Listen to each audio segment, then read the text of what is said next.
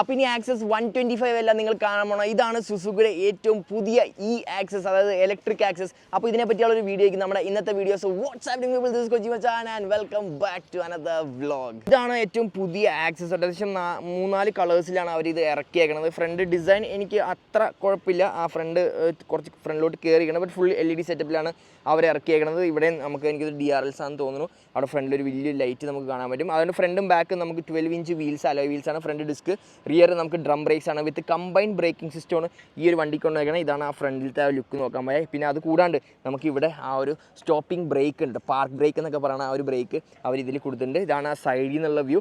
അത് കൂടാണ്ട് ഇവിടെ ഒരു സാധനം കണ്ടോ, ഇത് ഭയങ്കരമായിട്ട് എനിക്ക് ഇഷ്ടപ്പെട്ടു. അവരെ ബർഗ്മാനിലൊക്കെ വന്ന പോലെ കാല് നല്ല നീട്ടി വെക്കാൻ പറ്റിയ ഒരു ഫുട്ബോർഡ് നമുക്ക് അവിടെ കാണാൻ പറ്റും.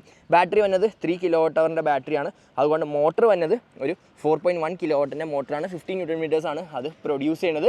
ആൻഡ് ഇതിന് സെൽഫ് അഡ്ജസ്റ്റിംഗ് ബെൽറ്റ് ഡ്രൈവ് ആണ്. അതായത് ഇതിൻ്റെ അകത്തൊരു ടെൻഷനർ ഉണ്ട്, ഓട്ടോമാറ്റിക്കായിട്ട് ബെൽറ്റിൻ്റെ ടെൻഷൻ അഡ്ജസ്റ്റ് ചെയ്തുകൊണ്ടിരിക്കും. അപ്പോൾ 60,000 km വരെ നമുക്ക് ബെൽറ്റിനെ പറ്റി നോക്കേണ്ട ആവശ്യമേ ഇല്ല. ബാക്കി ഇലക്ട്രിക് വണ്ടികൾ കഴിഞ്ഞാൽ 5,000-10,000 km നമുക്ക് ചെയ്യേണ്ടി വരും.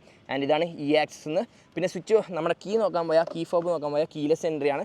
ഇത് നമുക്ക് വണ്ടി എവിടെയുള്ളതെന്ന് ഫൈൻഡ് ചെയ്യാൻ വേണ്ടി, വണ്ടി ഓണാണ് കേട്ടോ. ഓണായിരിക്കുമല്ല, ഓഫ് ആയിരിക്കുമ്പോഴാണ് ആ ഒരു വർക്ക് ചെയ്യണത്. കണ്ടോ, നമ്മൾ എവിടെ പാർക്കിങ്ങിലൊക്കെ വണ്ടി എവിടെ വെച്ചേക്കണമെന്ന് അറിയാൻ വേണ്ടി ഇത് ലോക്ക് സ്വിച്ച് ഉണ്ട് ഇതിൻ്റെ അകത്ത്. ആൻഡ് അത് നമ്മൾ ഇതിൻ്റെ അകത്തേക്ക് ഇട്ടാൽ ഇവിടെ ഒരു സ്റ്റോറേജ് സ്പേസ് ഉണ്ട്, USB ചാർജർ ഉണ്ട്, ഇവിടെ ഒരു കൊളുത്ത് കൊടുത്തിട്ടുണ്ട്.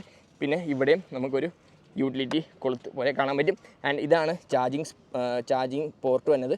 ഈ ഒരു ബട്ടണിലാണ് എല്ലാം വർക്ക് ചെയ്യണത്. ഓണാക്കാനും നമുക്ക് സീറ്റ് ഓപ്പൺ ചെയ്യാനും ലിഡ് ഓപ്പൺ ആണ് കേട്ടോ. കണ്ടോ, ഇവിടെയാണ് നമ്മൾ ചാർജ് ചെയ്യണം. ഫാസ്റ്റ് ചാർജിങ് ഓപ്ഷൻ ഉണ്ട്. ഒരു നോർമൽ ചാർജറിൽ 6 മണിക്കൂർ 20 മിനിറ്റാണ് ഫുൾ ചാർജ് ആവാൻ എടുക്കുന്നത്. ഫാസ്റ്റ് ചാർജിങ്ങിലാണെങ്കിൽ 2 മണിക്കൂർ 10 മിനിറ്റാണ് എടുക്കണം ഫാസ്റ്റ് ചാർജറിൽ ഈ ഒരു വണ്ടി ഫുൾ ചാർജ് ആവാൻ. ആൻഡ് ഫാസ്റ്റ് ചാർജറിൽ നമുക്ക് സുസുക്കിയുടെ തന്നെ ഫാസ്റ്റ് ചാർജറൊക്കെ വന്നിട്ടുണ്ട്, അതിൽ നിങ്ങൾക്ക് കാണാൻ പറ്റും. സ്വിച്ച് ഗിയേഴ്സ് ഒക്കെ നോക്കാൻ പോയാൽ ഇവിടെ പാസ്, ബ്രൈറ്റ്, ഇൻഡിക്കേറ്റേഴ്സ്, ഹോൺ, മോഡുമുണ്ട്. 3 മോഡ്സ് ഉണ്ട്. നമുക്ക് ഹസാർഡ് ലൈറ്റ് ഉണ്ട്. ഇതാണ് ആ ഒരു കിൽ സ്വിച്ച്. വണ്ടി തന്നെ ഓൺ ഓഫ് ആവണം, ആ ഒരു വണ്ടി ഓഫാക്കാനും ഓണാക്കാനും ഉപയോഗിക്കുന്ന ഒരു കിൽ സ്വിച്ച്. നമുക്ക് എന്നിട്ട് ജസ്റ്റ് ബൂട്ട് ഓപ്പൺ ചെയ്ത് കാണിച്ചു തരാം. ബൂട്ടിൻ്റെ ഏറ്റവും ഇഷ്ടപ്പെട്ട കാര്യം ഈ ഒരു ബൂട്ട് ലോക്ക് ഇതിൽ കൊടുത്തിട്ടുണ്ട്. അതായത് നമ്മൾ ആ ബൂട്ടിൻ്റെ സീറ്റ് അതേ പൊസിഷനിൽ ഇരിക്കും. നമുക്ക് സാധനങ്ങളൊക്കെ എടുക്കണ സമയത്ത് ഈസി ആയിട്ട് നമുക്ക് സാധനങ്ങളൊക്കെ പൊക്കി എടുക്കാൻ പറ്റും. ചെറിയൊരു ബൂട്ട് സ്പേസ് ആണെങ്കിൽ ഇതിന് ഹാഫ് ഫേസ് ഹെൽമെറ്റ് കഷ്ടിച്ചിരിക്കും, അത്രേ ഉള്ളൂ. ചെറിയൊരു ബൂട്ട് സ്പേസിൻ്റെ അകത്ത് കൊടുത്തിട്ടുണ്ട്. ആൻഡ് ഇത് തിരിച്ചടയ്ക്കാനാണെങ്കിൽ ജസ്റ്റ് ഇങ്ങനെ പൊക്കിയാൽ ലോക്ക് റിലീസാവും, നമുക്ക് അടയ്ക്കാം. ഇത്രേ ഉള്ളൂ. അപ്പോൾ ഇതാണ് ആ റിയർ വ്യൂ. റിയറിലെ ടെയിൽ ലാമ്പും നമുക്ക് ഇൻഡിക്കേറ്റേഴ്സും കാണാം. സൈഡിൽ ഈ ആക്സസ് എന്ന് ഉള്ളൊരു ബാഡ്ജിങ് കാണാം. ഇതാണ് പില്ലിയനുള്ള ഫുഡ് റെസ്റ്റ്. ഇതിങ്ങനെ നമുക്ക് മടക്കി എടുത്ത് വെക്കാൻ പറ്റും. സൈഡ് സ്റ്റാൻഡ് ഉണ്ട്, സെൻറ്റർ സ്റ്റാൻഡ് ഉണ്ട്. സിംഗിൾ സൈഡഡ് സ്വിങ്ങാൻ പോലെയാണ് ഇതിനവർ കൊടുത്തേക്കണം. നല്ല ഭംഗിയുണ്ട് കാണാൻ. സൈഡിൽ നിന്നുള്ള ലുക്ക് അടിപൊളിയാണ്, നല്ല രസമുണ്ട് കാണാൻ. പുതിയൊരു ആക്സസിൻ്റെ ആ ഒരു ലുക്കൊക്കെയാണ്, ചെറിയ സ്ലീക്കായിട്ടുള്ള ലുക്കാണ് ഈ ഒരു ആക്സസിന് അവർ കൊണ്ടുവന്നേക്കണേ. പിന്നെ മീറ്റർ ഞാൻ ജസ്റ്റ് കാണിച്ചു തരാം. പിന്നെ വണ്ടി തന്നെത്താനെ ലോക്കാവും. നമ്മൾ എവിടെയെങ്കിലും വെച്ചിട്ടൊക്കെ പോയാൽ നമുക്ക് ആ ഒരു ടെൻഷൻ വേണ്ട, വണ്ടി തന്നെത്താനെ ലോക്കാവും. കണ്ടോ, വണ്ടി ഇപ്പോൾ ഓണായി. ചെറിയൊരു ക്ലസ്റ്ററാണ്, അത്യാവശ്യം ഇൻഫർമേഷൻ ഉണ്ട്. നമുക്ക് ഇത് ജസ്റ്റ് ഞാൻ കയറി ഇരുന്നിട്ട് കാണിച്ചു തരാം. സൈഡ് സ്റ്റാൻഡ് എടുത്താലേ നമുക്ക് കിൽ സ്വിച്ച് ഓണാക്കാൻ പറ്റുള്ളൂ.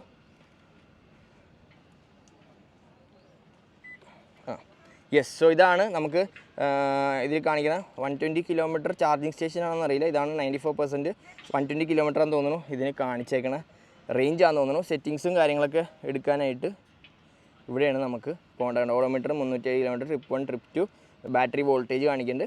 സെറ്റിങ്സിലേക്ക് പോയാൽ ട്രിപ്പ് 1 എത്രയുണ്ട്, എത്ര പവർ യൂസേജ് എത്രത്തോളം വരുന്നുണ്ട് എന്നൊക്കെയാണ് ഈ കാണിക്കുക. ട്രിപ്പ് 1 എത്രത്തോളം യൂസ് ചെയ്ത് km/kWh അങ്ങനത്തെ കാര്യങ്ങളൊക്കെ നമുക്കിവിടെ കാണാം. Modes, ride mode, eco mode ഉണ്ട്. എക്കോ മോഡിൽ 55 km സ്പീഡ് വരെ പോകും.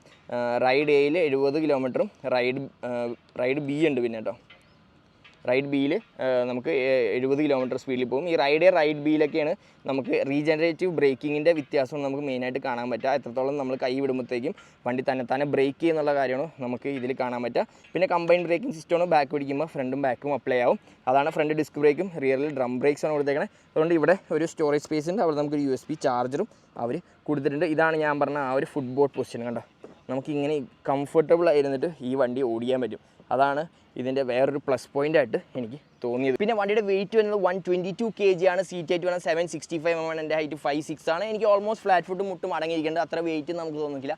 ഭയങ്കര ഈസി ആയിട്ട് ഉണ്ടാക്കുക. അപ്പോൾ പ്രായമുള്ളവർക്കായാലും ആർക്കായാലും നമുക്ക് ഈസി ആയിട്ട് ഈ വണ്ടി കൊണ്ട് നടക്കാൻ പറ്റും. 160 mm ആണ് ഗ്രൗണ്ട് ക്ലിയറൻസ് അവർ പറഞ്ഞേക്കുന്നത്. അപ്പോൾ ഇത് നമ്മൾ ട്രാക്കിൽ ഓടിക്കാൻ വേണ്ടിയാണ്, നമ്മൾ റോഡിൽ ഓടിക്കാൻ തന്നിട്ടില്ല. അപ്പോൾ നമുക്ക് റേഞ്ച് കാര്യങ്ങൾ അറിയാൻ പറ്റില്ല. പക്ഷേ ട്രാക്ക് ഓടിച്ചിട്ട് നമുക്കിതിൻ്റെ പെർഫോമൻസ്, അതായത് നമുക്ക് റീജനറേറ്റീവ് ബ്രേക്കിങ്ങും കാര്യങ്ങളൊക്കെ എങ്ങനെ വർക്ക് ചെയ്യുന്നുണ്ട് എല്ലാ കാര്യവും നമുക്ക് ട്രാക്കിൽ ഓടിക്കുമ്പോഴാണ് അറിയാൻ പറ്റുക. അപ്പോൾ നമുക്ക് ട്രാക്കിൽ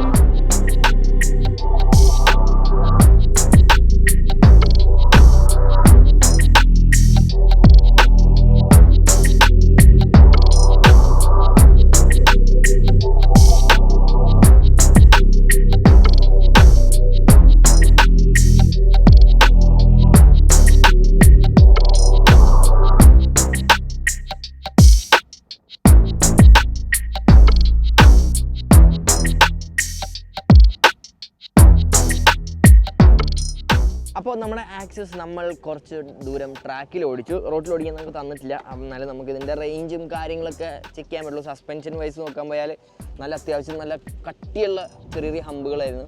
അതൊക്കെ ചാടുമ്പോൾ നമുക്ക് ശരിക്കും ഫീൽ ചെയ്യുന്നുണ്ട്. പക്ഷേ കുറച്ചും കൂടെ ബാഡ് റോഡ്സിലേക്ക് ഓടിച്ചാലേ ഇതിൻ്റെ സസ്പെൻഷൻ എങ്ങനെയാണെന്ന് മനസ്സിലാവുള്ളൂ. അത്യാവശ്യം ഒരു മിഡ് റേഞ്ച് എന്നാണ് എനിക്ക് തോന്നിയത്. അത്ര സോഫ്റ്റോ അത്ര ഹാർഡോ അല്ലാത്തൊരു സസ്പെൻഷൻ നമുക്ക് ഇതിൽ കാണാം. പിന്നെ ബ്രേക്സ് ഒക്കെ പക്കയാണ്, ഭയങ്കര അടിപൊളിയാണ്. കമ്പൈൻ ബ്രേക്കിംഗ് സിസ്റ്റവും റീജനറേറ്റീവ് ബ്രേക്കിംഗ് ഓരോ മോഡിലും അതിൻ്റെതായിട്ടുള്ള വ്യത്യാസങ്ങൾ നല്ല രീതിയിൽ നമുക്ക് മനസ്സിലാവും. അത് നല്ല യൂസാണ്. പിന്നെ ത്രോട്ടിൽ ചില നമ്മൾ സ്കൂട്ടറുകൾ കണ്ടാവും, ത്രോട്ടിൽ വിടുക ഭയങ്കര ഒരു അഗ്രസീവ് പവർ, അല്ലെങ്കിൽ ഒരു പേടി ഉണ്ടാവും. അങ്ങനെ ഒരു പേടിപ്പിക്കുന്ന പവർ നമുക്ക് ഇതിൽ നിന്ന് ഒരു ഫീൽ ചെയ്യണം കേട്ടോ. ഇതിൻ്റെ മോഡ്സിൽ ആകെ മോഡ് എയിലിടുമ്പോൾ മാത്രമായിരിക്കും നമുക്ക് കൂടുതലും ആ ഒരു ഫീല് കിട്ടണത്. ബട്ട് സ്റ്റിൽ നമുക്ക് മാനേജബിൾ ആണ്. അത്ര ഒരു പേടിപ്പിക്കുന്ന കൈൻഡ് ഓഫ് ഒരു സ്പീഡോ കാര്യങ്ങളോ ഒന്നും നമുക്ക് ഈ ഒരു വണ്ടിയിൽ കിട്ടുന്നില്ല. ബാക്കി നോക്കുമ്പോൾ നമുക്ക് ഹാൻഡിൽ ചെയ്യാനൊക്കെ ഭയങ്കര ഈസിയാണ്. വെയിറ്റ് അങ്ങനെ തോന്നില്ല, നമുക്ക് ഈസി ആയിട്ട് അങ്ങോട്ടും ഇങ്ങോട്ടും മെനൂവർ ചെയ്യാം. പിന്നെ എനിക്ക് ഏറ്റവും ഇഷ്ടപ്പെട്ട ഇതിൻ്റെ ഈ ഒരു റൈഡിങ് പൊസിഷൻ ആട്ടോ, ഭയങ്കര കംഫർട്ടബിളാണ്. ആ ബർഗ്മാനിലൊക്കെ നമ്മൾ ഇരിക്കില്ല, അത്രയും കംഫർട്ടില്ല, പക്ഷെ എന്നാലും ഇതിലിരിക്കുമ്പോഴും ആ ഒരു കംഫർട്ട് ഫീൽ നമുക്കുണ്ട്. അപ്പോൾ ഇങ്ങനെ ഇത് നമുക്ക് ചില്ല് ചെയ്ത് ഓടിക്കാൻ, കിടത്താം, നല്ല രസമാണ്. എല്ലാ കാര്യം ചെയ്യാൻ നല്ല അടിപൊളി ഒരു യൂസ് ഉണ്ട് ഈ ആക്സസിന്. പിന്നെ ഇതിലെനിക്ക് ഇഷ്ടപ്പെടാത്ത കുറച്ച് കാര്യങ്ങളാണ്. മെയിനായിട്ട് ഇവിടെ ലെഗ് റൂമില്ല. ഇതാണ് എൻ്റെ ഹൈറ്റ് 5'6" ആട്ടോ. അപ്പോൾ ഞാൻ ഇരിക്കുമ്പോൾ തന്നെ ഇവിടെ ഇത്രയും സ്പേസേ ഉള്ളൂ. അപ്പോൾ ഞാൻ മാക്സിമം ഇറങ്ങിയിരിക്കുക. അപ്പോൾ ബാക്കിൽ ഒരാൾക്ക് ഇരിക്കാൻ പറ്റും ഇപ്പോൾ, പക്ഷേ എന്നെക്കാട്ടും ഹൈറ്റുള്ള ഒരാൾ ഇരിക്കുകയാണെങ്കിൽ അയാൾ ഇത്ര ഇറങ്ങിയിരിക്കും. ഇപ്പോൾ നല്ല ഹൈറ്റുള്ള ഒരാളാണെങ്കിൽ ബാക്കിൽ പിന്നെ സ്പേസ് ഇല്ല. അപ്പോൾ അത് എനിക്കൊരു നെഗറ്റീവായിട്ട് തോന്നി. നെക്സ്റ്റ് നോക്കാൻ പോയാൽ റേഞ്ച് 95 കിലോമീറ്ററാണ് IDC റേഞ്ച് പറയണത്.